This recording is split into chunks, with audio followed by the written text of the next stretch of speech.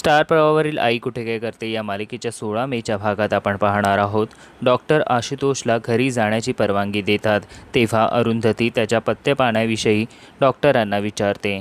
तेव्हा doctor Mrs Kelkar अशी हाक मारून अरुंधतीला आशुतोषच्या गोळ्या आणि खाण्यापिण्याकडे विशेष लक्ष द्या असे म्हणतात. अरुंधतीसुद्धा मागे पुढे न पाहता हो असं म्हणते. त्यांच्या गोळ्या आणि खाण्यापिण्याकडे मी लक्ष देईन असं म्हणते. मग डॉक्टर यश आणि नितीन तिथून निघून जातात. तेव्हा आशुतोष आणि सुलेखा अरुंधतीकडे पाहतच राहतात. दुसरीकडे अनघाला सकाळी उठायला उशीर होतो. तेव्हा अभि तयार होत असतो. अनघा घाईघाईत उठते आणि अभिची तयारी करायला घेते. पण अभि तिला अजून वेळ आहे, सावकाश कर असं म्हणतो. आणि सोबतच यशचा फोन आला होता. आशुतोष केळकर शुद्धीवर आलेत आणि आज उद्यामध्ये त्यांना घरी सोडतील असं सांगितले असं देखील बोलतो. मग तो आज रात्री आपण सिनेमाला जाऊयात, नाहीतर बाहेर फिरायला जाऊयात असं अनघाला बोलतो आणि निघत असतो. तेव्हा अनघा त्याला प्रेमाने मिठी मारते.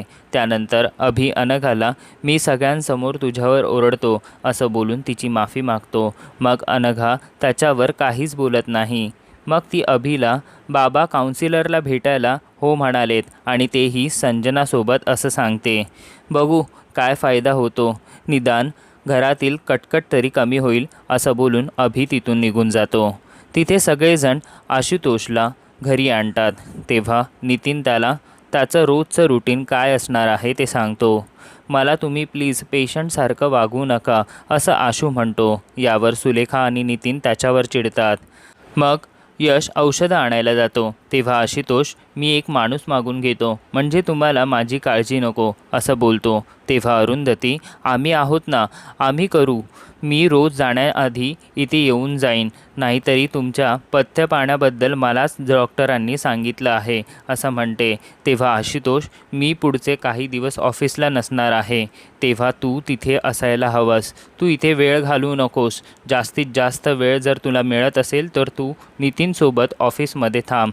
त्याच्या एकट्यावर सगळं काम पडायला नको असं तो अरुंधतीला म्हणतो. तेव्हा अरुंधती हो असं म्हणते.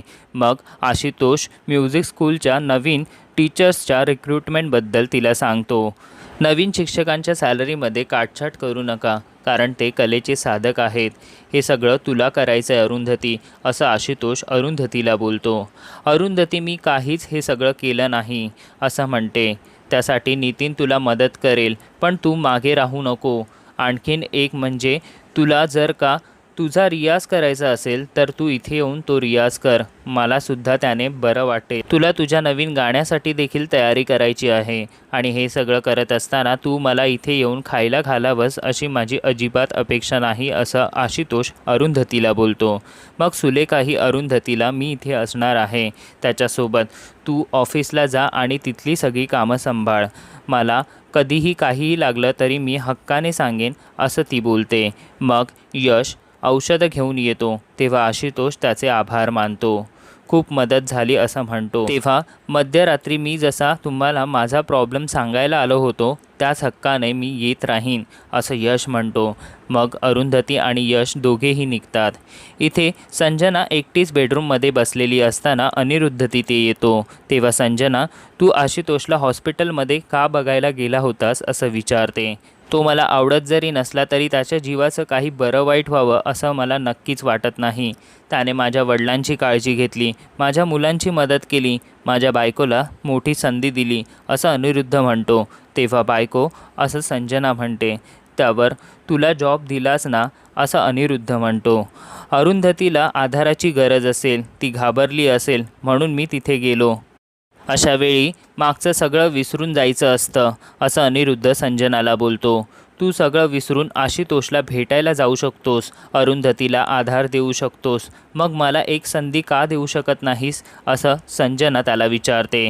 मला आता या नात्यांमध्ये अडकायचं नाही आहे. मला माझ्या कामावर लक्ष द्यायचं आहे आणि मी अरुंधतीलासुद्धा आशुतोषबरोबर आयुष्य घालवायचं असेल तर पुढे जा हेच सांगितलं आहे, कारण मी या सगळ्यात माझा खूप वेळ घालवला आहे. मला आता कशातच इंटरेस्ट राहिलेला नाही असं अनिरुद्ध संजनाला बोलतो. तेव्हा संजना माझ्यातही नाही असं त्याला विचारते.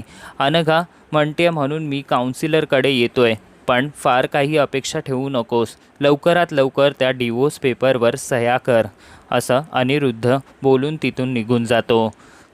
संजनाला या सगळ्याचा खूप मनस्ताप होतो. मग ती कपाटातून डिवोर्सचे पेपर काढते आणि ते रागाने फाडून टाकते. इथे यश अरुंधतीला बाहेर सोडायला येतो. मग ते गौरीबद्दल बोलत असतात. तुझी मला काळजी वाटते आणि संजनाचा मला राग येतो, म्हणून मी तिच्याशी सारखा तुझ्याबद्दल नाही तर संजनाबद्दल बोलत असतो. तू गेले 25-26 वर्ष काय जगली आहेस आणि आता जे काही मिळवलं आहेस ते खरंच माझ्यासाठी खूप प्रेरणादायी आहे आणि त्यातून मला शिकायला मिळतं आहे. हे गौरीला कळत नाही आहे. माझं माझ्या आईवर खूप प्रेम आहे. ती मला जवळची वाटते आणि म्हणून मी हे सगळं तिला सांगत असतो. मग तिने ते समजून घ्यायला काय हरकत आहे, असं यश अरुंधतीला म्हणतो. पुढील भागात आपण पाहणार आहोत अनिरुद्ध आप्पांना अरुंधती आणि आशुतोषच्या नात्याला संमती दिल्याचं सांगतो. तर ईशा अरुंधतीला फोन करून मी तुझ्याकडे परीक्षेसाठी राहायला येऊ का असं विचारते. तेव्हा अरुंधती तिला पुन्हा आपल्याला कॉलेजमध्ये ॲडमिशन घेऊन ग्रॅज्युएशन पूर्ण करायचं आहे असं म्हणते. हे ऐकून ईशा शांत होते.